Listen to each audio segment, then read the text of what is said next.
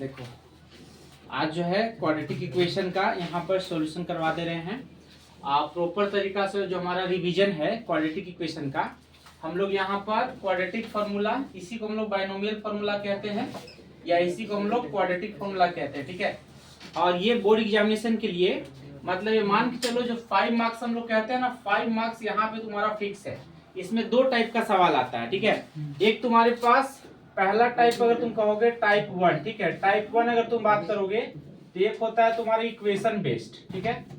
एक हमारा जो टाइप 1 होता है ये होता है इक्वेशन बेस्ड, और जो तुम्हारा टाइप 2 का सवाल आता है तुम्हारा आता है वर्ड प्रॉब्लम, ठीक है। यहाँ पर 2 तरह के हमारे पास सवाल आता है।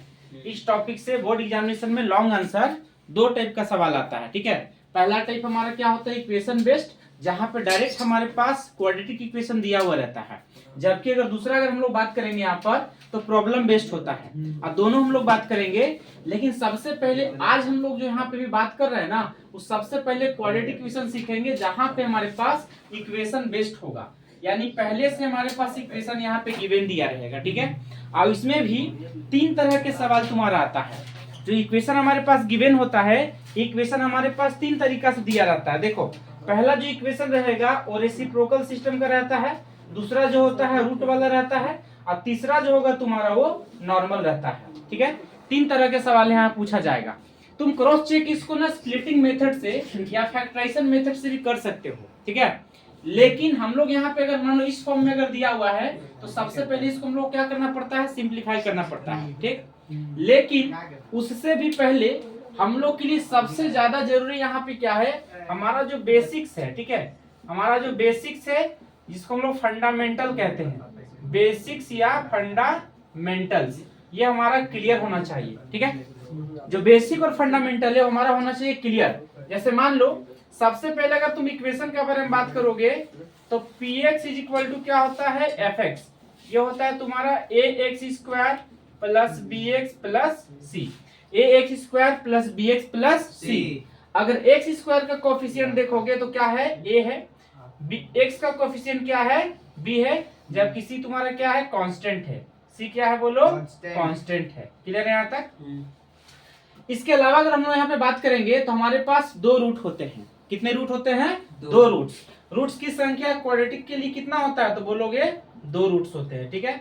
एक का नाम लोग देते हैं अल्फा, दूसरे का नाम क्या देते हैं हम लोग, बीटा देते हैं। यहाँ तक क्लियर है ना।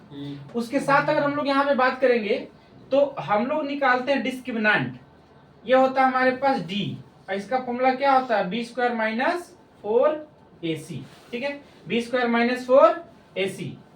अगर तुमसे बोलेगा बी स्क्वायर तो हम लोग यहाँ से b का वैल्यू लेंगे, a यहाँ से ले लोगे और c यहाँ से वैल्यू ले लेना है, ठीक है। क्लियर है यहाँ तक। अब देखो d के लिए हमारे पास कंडीशन होता है, सबसे पहले d तुम्हारा हो सकता है इक्वल टू 0 भी, d हो सकता है तुम्हारा लेस देन 0 भी, और d हो सकता है तुम्हारा ग्रेटर देन 0 भी। अगर तुम्हारे पास d अगर मान लो इक्वल टू 0 है, ठीक है, d का जो वैल्यू है 0 के बराबर अगर आ जाता है तो कहेंगे कि इक्वल रूट है, अल्फा बीटा क्या हो जाएगा, बराबर होगा और रियल होगा। रूट कैसे होंगे, रियल होंगे। यहाँ तक क्लियर है। लेकिन अगर मान लो d लेस देन 0 हो गया या d ग्रेटर देन 0 हो गया तो अल्फा और बीटा का वैल्यू अलग अलग आएगा, यानी बराबर नहीं आने वाला है, ठीक है ना। अल्फा और बीटा का वैल्यू क्या आएगा, अलग अलग आएगा, alpha not equal to beta, ठीक है। यहाँ तक सबको समझ में आ रहा है। और इसमें क्या होता है तुम्हारे पास, रूट डज नॉट एग्जिस्ट, ये बात हमेशा याद रखना है, ठीक है। इसमें क्या होता है बोलो, रूट डज नॉट एग्जिस्ट, इसमें रूट एग्जिस्ट नहीं करेगा। लेकिन अगर तुम बात करोगे यहाँ पर तो real and different root, real and different root होता है, ठीक है। इस केस में क्या होगा, रियल एंड डिफरेंट रूट होगा, ठीक है। और देखो स्टेप वाइज हम लोग यहाँ पे देखेंगे। जैसे मान लो हमारे पास सबसे पहले देखो डिस्क्रिमिनेंट निकाल देना है, उसके बाद नेचर भी बताना है, उसके बाद रूट निकालना है, ठीक है, बाय यूजिंग फार्मूला। अगर ये तुमसे क्वेश्चन में कई बार नहीं भी बोलेगा तो भी तुमको इस क्वेश्चन में क्वाड्रेटिक इक्वेशन, क्वाड्रेटिक फार्मूला या बाइनोमियल फार्मूला का यूज तुमको करना होगा, ठीक है। और ये हमारे पास 3 स्टेप होंगे, ये तीनों स्टेप कंप्लीट जब लिखोगे तब तुमको टोटल यहाँ पे कितना मार्क्स मिलेगा, 5 मार्क्स मिलेगा। क्लियर है यहाँ तक? यानी अगर आज का जो टॉपिक अभी तुम समझ लोगे तो यहाँ पे हम लोग 4 क्वेश्चन यहाँ पे लिए हुए, ठीक है, यानी कि टोटल यहाँ पे 20 मार्क्स के लिए है। अगर ये कॉन्सेप्ट तुम सीख जाओगे तो यहाँ से तुम्हारा 5 मार्क्स लगभग कंफर्म हो जाएगा। क्लियर है यहाँ तक?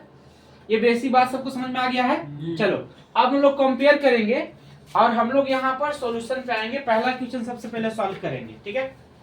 तो देखो सबसे पहले अगर हम लोग यहाँ पे बात अगर करेंगे, गिवन इक्वेशन में हमारे पास a का वैल्यू, b का वैल्यू, c का वैल्यू क्या दिया हुआ है तुम्हारे पास, ठीक है।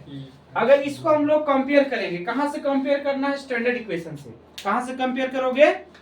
तो बोलेंगे स्टैंडर्ड इक्वेशन से। तो हम लोग यहाँ पे सॉल्यूशन में क्या लिखना है ये भी हम लोग को जरूरी है, क्योंकि सब्जेक्टिव पैटर्न है।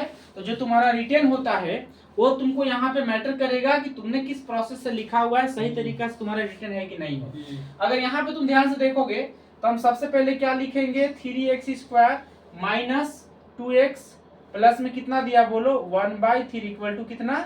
0। अब इसको सबसे पहले तुमको क्या करना है? एलसीएम लेना होगा। सबसे पहले क्या करना है तुमको? एलसीएम लेकर सिंप्लीफाई करना है। तो यहाँ पे कितना छुपा है बोलो तो? 1। अब तुम जैसे एलसीएम ले लोगे तो 3 और 1 का एलसीएम कितना होता है? 3। 1 से डिवाइड करोगे 3 तो 3 तिहाई कितना हो गया? 9x² माइनस 1 से डिवाइड करोगे 3 हो जाएगा, 3 से गुना करोगे 3 दूना कितना? 6। तो क्या हो गया बोलो? 6x। 3 से 3 डिवाइड करोगे 1 आएगा, 1 into 1 1 आ गया। क्लियर है यहाँ तक? इक्वल टू क्या हो गया? 0। यानी जो तुम्हारी इक्वेशन बन के आया वो आया 9x² minus 6x plus 1 equal to 0। कोई दिक्कत यहाँ नहीं है, ठीक है। मतलब ये जो तुम्हारा 3 यहाँ जाके डिवाइड हो गया, नहीं यहाँ पे मल्टीप्लाई हो गया, डिवाइड में था तो क्या हो गया? मल्टीप्लाई हो गया, ठीक है।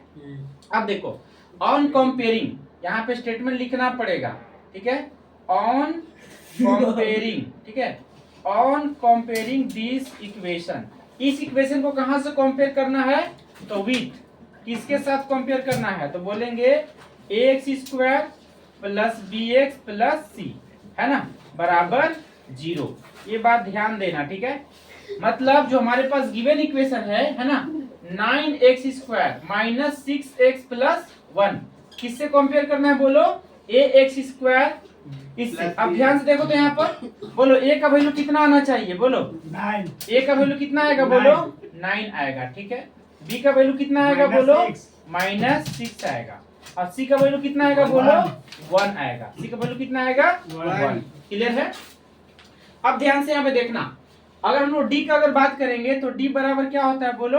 b² minus 4ac। b² minus 4ac। अब नेक्स्ट स्टेप अगर यहाँ पे अगर बात करोगे, है ना, तो b का वैल्यू कितना है बोलो? तो -6 है ना, तो -6 का स्क्वायर हो जाएगा -4।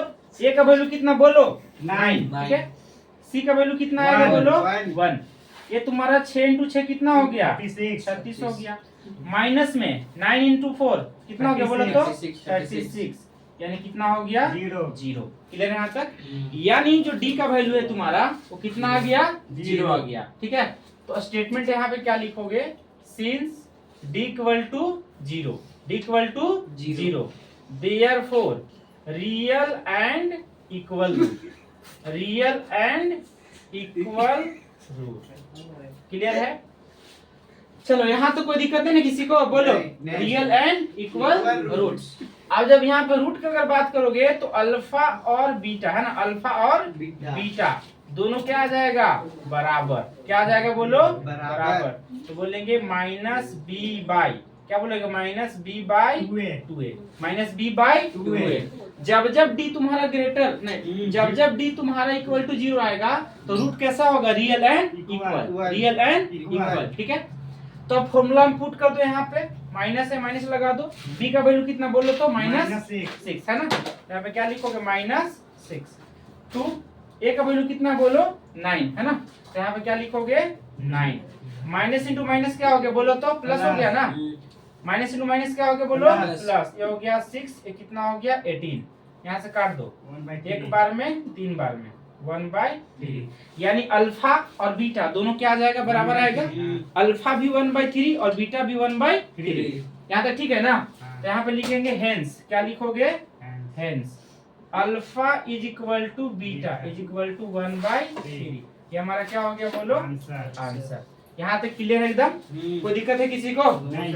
यानी कंप्लीट पूरा प्रोसेस से लिख लिख कर हम लोग जब सारा सॉल्यूशन इस प्रकार से करेंगे तो हम लोग को इतना मात्र करने से कितना मार्क्स मिलेगा?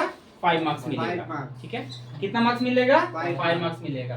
तो जब कभी भी रेसिप्रोकल, देखो इस तीनों टाइप का सवाल को लेने का क्या मतलब था? 1 2 3, कितना टाइप का सवाल यहाँ पे लिए हम लोग? 3 टाइप का। तो पहला में क्या है? रेसिप्रोकल। सबसे पहले सिंप्लीफाई हम लोग किए, तो जैसे हम लोग सिंप्लीफाई करेंगे तो हमारा इक्वेशन क्या बन गया? बोलो 9x² - 6x + 1 हो गया ना। चलो ये हो गया पहला तरीका। दूसरा हमारे पास रूट वाला है।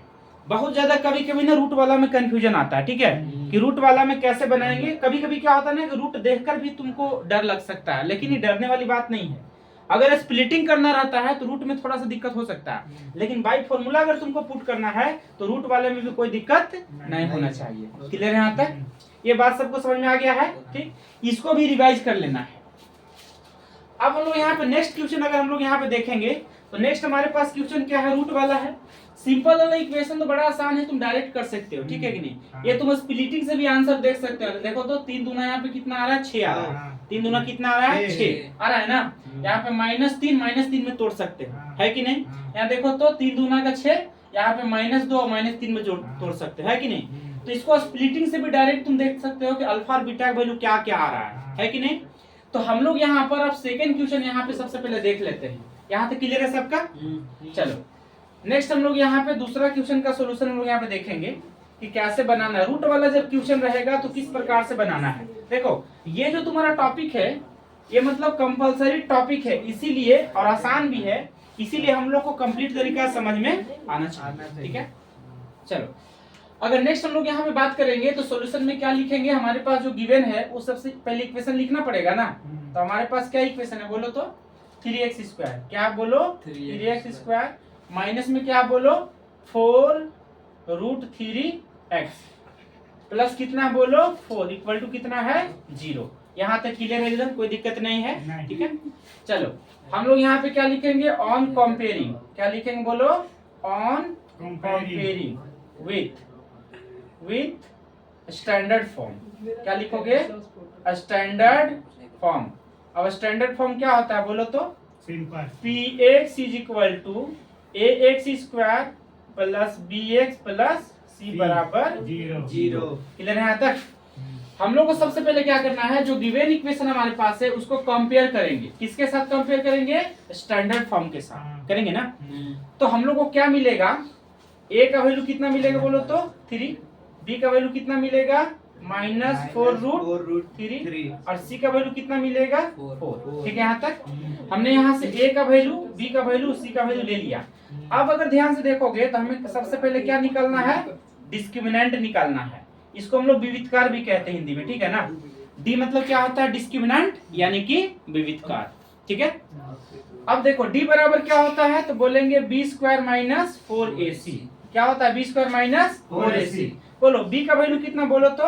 -4√3 -4√3। 4 a का वैल्यू कितना? 3 और c का वैल्यू कितना बोलो? 4। c का वैल्यू कितना हो गया? 4 हो गया। क्लियर है? अब देखो 4 का स्क्वायर करोगे तो 16 हो जाएगा और √3 का स्क्वायर करोगे तो 3 हो जाएगा। तो 16 तिहाई कितना हो गया बोलो? 48। 4 तिहाई 12, 12 चौके 48। अब बताओ जरा 48 में 48 घटेगा तो क्या हो जाएगा? 0। ये वाला स्थिति में डी का वैल्यू क्या आ गया? 0 आ गया ना। तो हम लोग यहाँ पे क्या लिखेंगे? सिंस। क्या लिखोगे? D equal to 0 therefore real and equal root. क्या लिखोगे? रियल एंड इक्वल रूट्स कहेंगे ऐसा। तो रियल एंड इक्वल में क्या होगा? अल्फा और बीटा क्या होगा? आपस में बराबर। रियल अल्फा बीटा आपस में क्या होगा? बराबर। कोई दिक्कत है यहाँ तक? ठीक है, हम लोग यहाँ पे लिखेंगे अल्फा और बीटा वैल्यू क्या आना चाहिए बोलो तो? अल्फा बराबर बीटा का वैल्यू कितना आना चाहिए? तो -b/2a -b/2a होना चाहिए ना। अब देखो तो यहाँ पर b का वैल्यू कितना है बोलो? b का वैल्यू कितना है? -4√3 है ना। -4√3 2a। a का वैल्यू कितना दिया हुआ है? 3। a का वैल्यू कितना दिया हुआ है? 3। कोई दिक्कत है? अब ध्यान से देखना तो एक हमारे पास माइनस हमारा छूटा हुआ है ना, यहाँ पे माइनस ले लोगे तो माइनस इंटू माइनस क्या हो गया बोलो, प्लस। ये हो गया 4√3। नीचे में देखो तो 2 और 3 को हम लोग क्या लिख देंगे, √3 इंटू √3 लिख सकते हैं ऐसा। ऐसा क्यों लिखे, ताकि आसानी से कैंसिल हो जाएगा, है ना। कोई दिक्कत है यहाँ तक? चलो ये हमारे पास है, √3 से √3 काट दो, कट गया। और 2 से कितना बार कटेगा, 2 बार में। ऊपर में क्या बचा, 2, बाई और नीचे में क्या बच गया बोलो तो, √3 आ गया ना। तो यहाँ पे लास्ट लाइन में क्या लिखेंगे, hence alpha is equal to beta, दोनों बराबर आएगा ना। 2 डिवाइडेड बाय √3, 2 डिवाइडेड बाय √3।